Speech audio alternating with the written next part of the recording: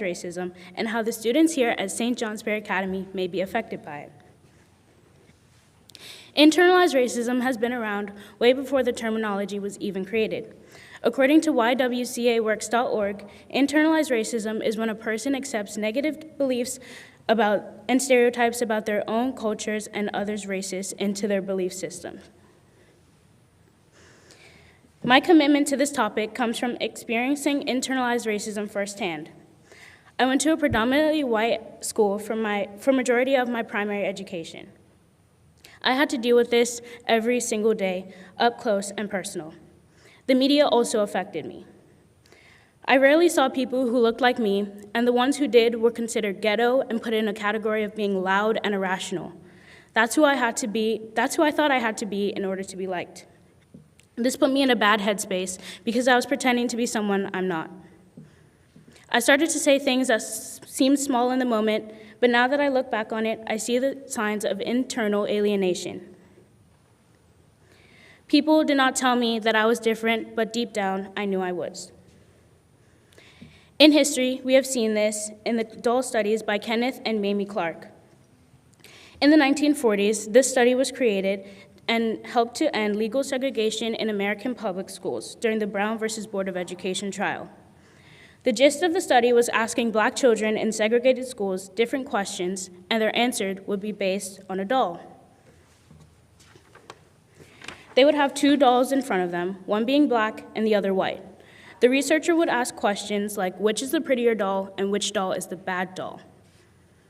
The more positive questions would connect to the white doll, and the more negative questions were given to the Black doll.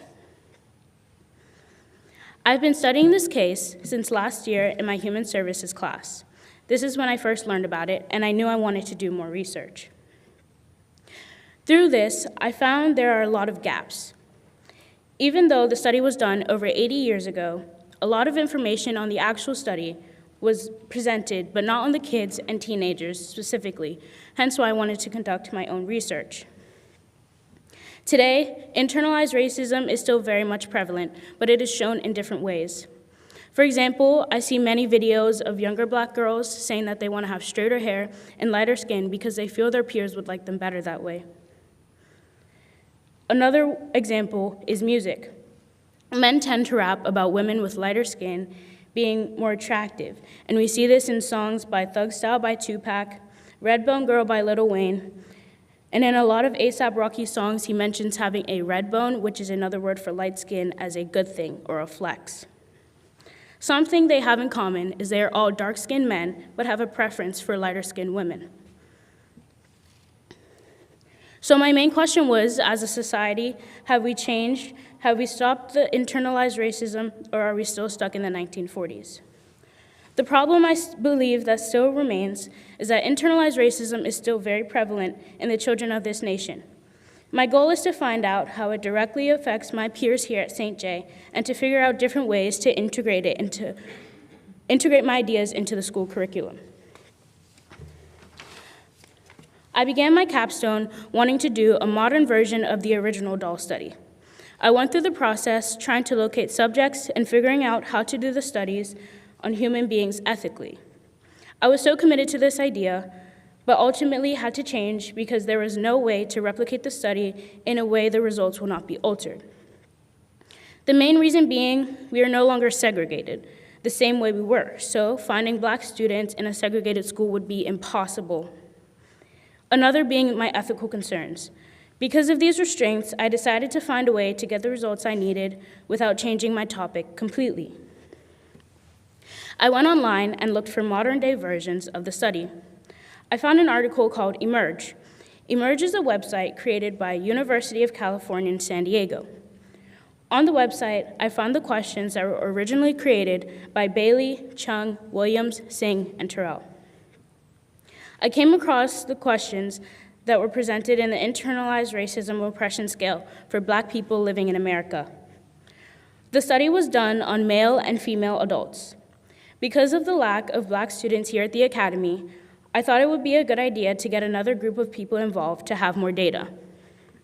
With this new information from the first scale, I was able to easily find one for Hispanic and Latino groups. The scale I found is called Developing a Scale to Measure Internalization of Oppression Among Latinx Living in New York City, created by Jeanette A. Sucre and published on City University of New York Graduate Center. Once I found the scales, I then filled out the IRB consent form to ensure that people who were going to complete the survey knew what they were going to be asked of and showed them the potential risks of participating in it. The risks included the topics that would be discussed might be triggering for some people, and I would be able to see their names to create this presentation. I had to figure out a way to send it out to people without taking up a lot of their time. I decided on making a Google form sheet with the questions from the 2 internalized racism scales. To make sure I was not missing any of the people who identified as Black or Hispanic, I sent the survey to all the students here at St. Johnsbury Academy. I did not change any of the wording on the scales. With the help of Ms. Drew, we were able to create a survey where people were only able to answer the questions that pertained to their reported race. For example, students who did not identify with being Black or Hispanic were not able to complete either sets of the survey questions, and the responses ended with a page that thanked them for their participation. The students that were asked to participate in the survey were only able to complete the survey questions that asked about the race they self-reported to most identify with. For example, if they chose Hispanic/Latino, they would only answer questions that aligned with their race. To analyze the results, I was able to work with Ms. Dickinson and OpenAI. I decided to use OpenAI because I myself would not know how to do the math, and with the help of Ms. Dickinson, I was able to input my results and check for accuracy. Now you may be wondering, how was I able to compare my results?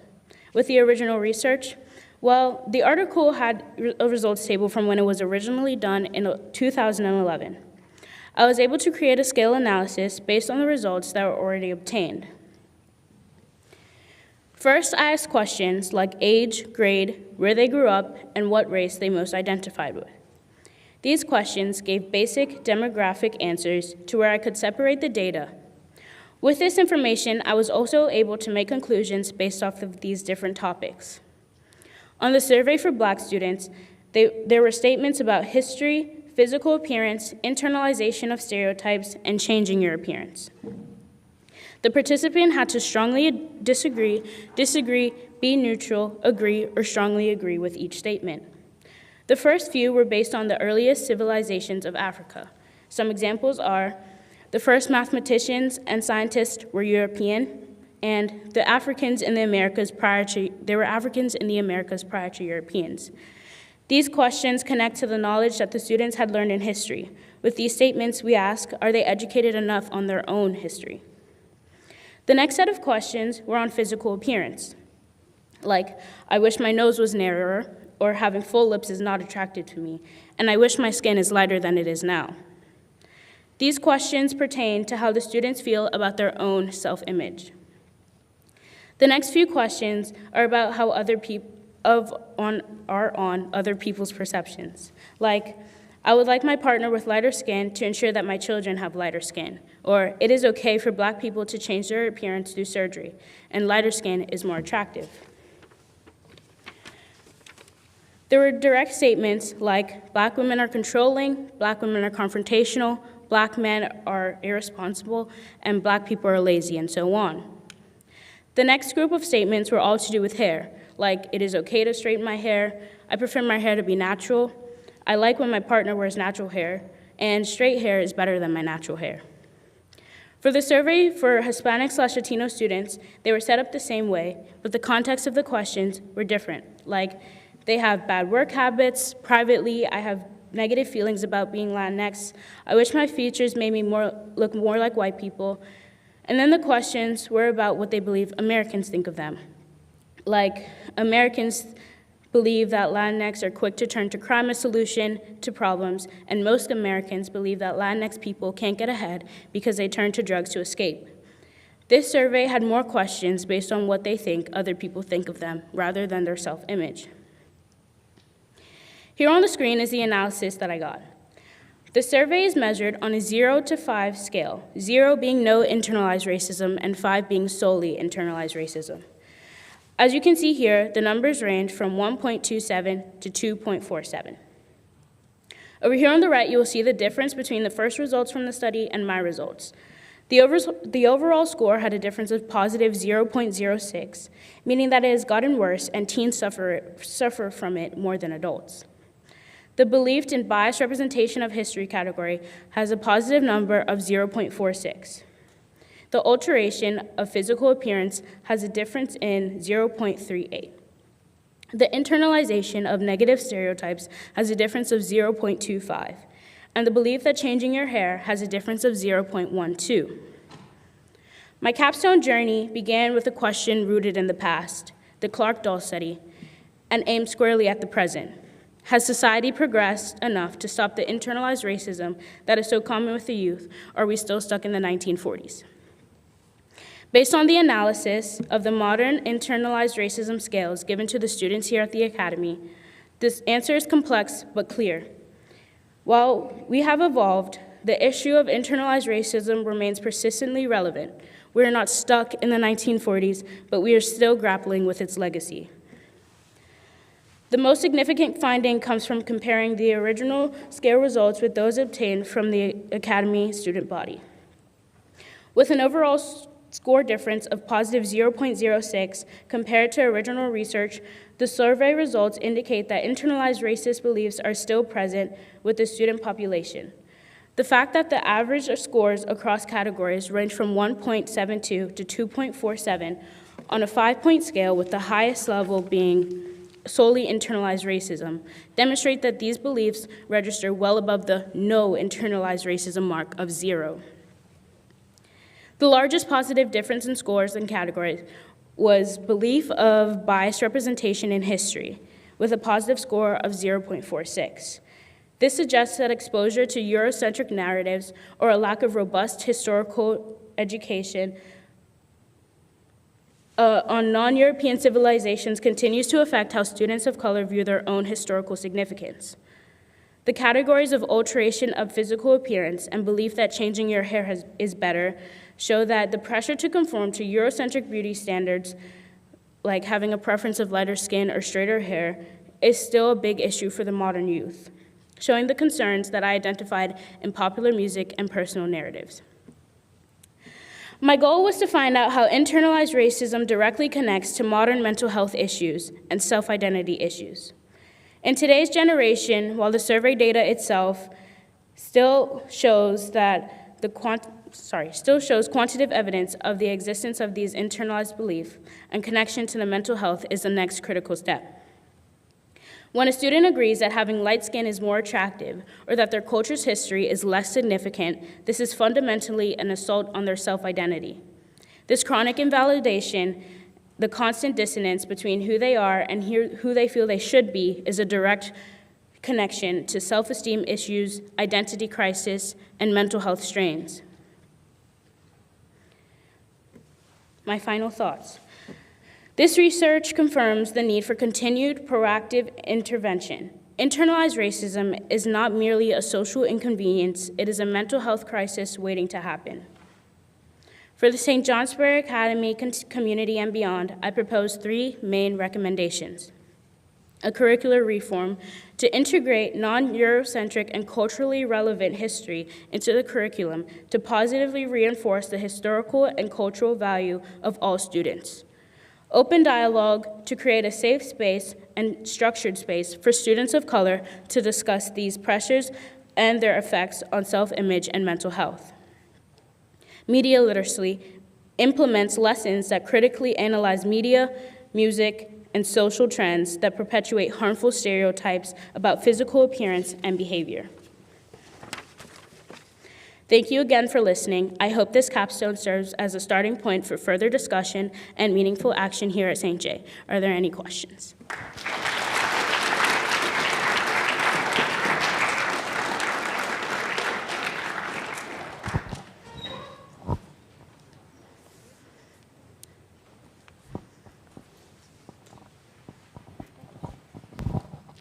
Hello. Have you ever felt racially profiled in St. Johnsbury Academy or ever in your life? Yes, attending a predominantly white school as a colored student is comes with its challenges, but researching and like figuring out who you are is like a big help. So I definitely have done a lot of self-searching. So yeah, thank you for your question. Great job, Suri. That was amazing. Do you think that media and social media, or the curriculum or lack thereof, at least in the US or what you've seen here, is the biggest issue? I would say social media, just because everyone has access to it and it's in your face and right there. But definitely education and curriculum helps, because I don't think many people like go searching for their history. So when you meet it here with the school and getting that education, I think that will be very, very helpful. Great. Well, I have to teach health next semester, so if you'd like to work with me, that would be fantastic. Thank you. Thank you Good so job. much. Thank you for your presentation. I'd like to ask if you can know how you compare internalized racism to other forms of internalized xenophobia, such as internalized homophobia. Yes, thank you for your question. I definitely looked into this a little bit, and it's very similar. I feel when it's internal and it's you thinking about it yourself, it's way more harmful than outspoken racism or homophobia in that case. I think there's a big connection between the two, and I feel they're very similar in that sense. When you're talking about curricular reform, have you found any good models for somewhere, either a country or an individual school that's doing a good job with this? Because I think that'd be awesome. Thank you. I just stayed in the US, which it is a very white biased curriculum that's enforced. And I haven't looked at other countries yet, but I definitely have some ideas that would be helpful for that.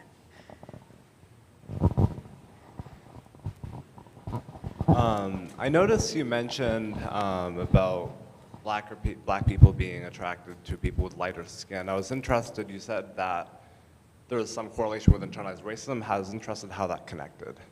Yeah, so definitely having a preference for lighter skin, there's no problem with that at all.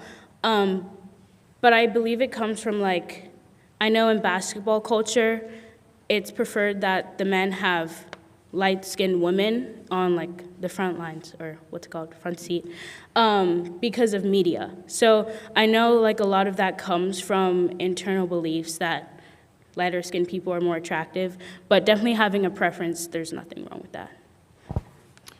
Zura, I love the risk you took here in terms of stretching your mind toward the statistical analysis. So I want to go there a little bit, if you don't mind. So in your slides, I'm wondering number of subjects in this. How many subjects in the study? I got responses from 129, but around 30 to 40 of them were Black and Hispanic/Latino. Great. And just on your slides, I was wondering, on the left, was that the San Diego study versus on the right was your own? Yeah. On here? See the numbers on the left, 2.01, and then the numbers on the right. Yeah. So this is, is there a laser on here? Yeah. I don't know. Yeah, Okay. laser on the Okay, top. yeah, Yep. over this side is like the average between the two, and then this is the difference between the two. So that column is the study's average, and then this is the difference between the first, like the original study that was completed, and the one that I did here at the academy.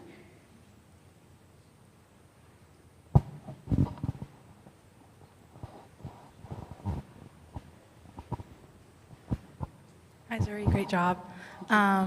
I was curious during your research if you found any resources, media, podcasts, literacy, things like that, that you'd recommend to people to learn more about this and how they can combat it. Thank you. I haven't found anything social media-wise, but I think definitely like starting with yourself and like going on that self journey, and being confident in your own skin and just, being yourself is the first step. But I think social media can be a little tricky because there's definitely a lot of bias. So finding like sources that would help you completely would be a little hard. But I thank you for your question.